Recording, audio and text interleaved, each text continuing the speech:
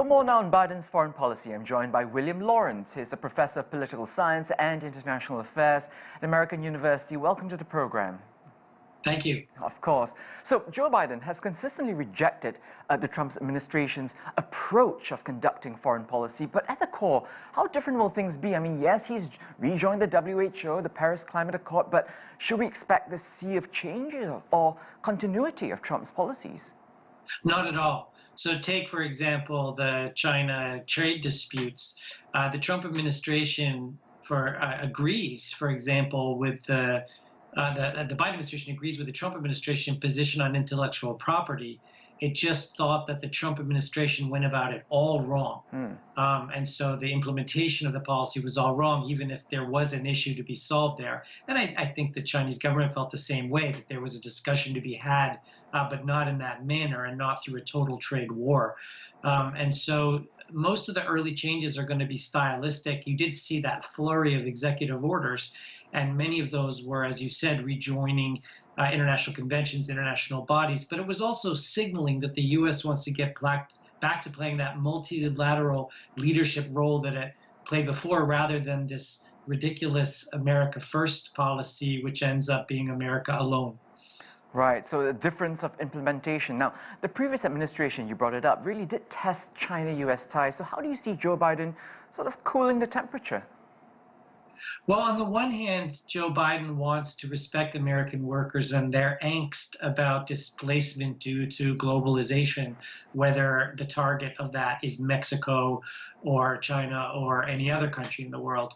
And so there won't be, he won't be in a hurry to start lifting tariffs and subjecting them to, the pressures of global commerce. But there's no question in my mind that that Biden will not try to add new tariffs, put new pressure, and he will be in a negotiating mood rather quickly. And then there'll also be this discussion of the whole, Pacific Rim set of alliances.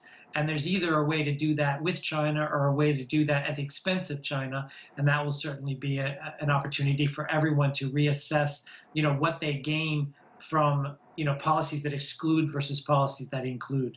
Right. Do you see, moving on, say, to Russia now, do you see Biden perhaps going with a clean break from his predecessor? Because despite evidence of Russian interference in several sensitive matters, Trump was loath to criticize Vladimir Putin or the Kremlin.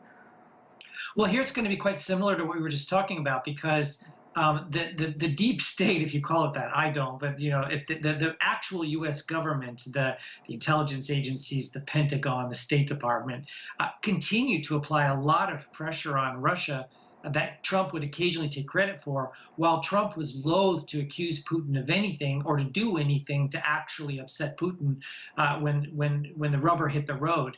And most U.S. presidents try a reset and fail. So what I think Biden's going to try to do is just continue the pressure, but completely change the rhetoric.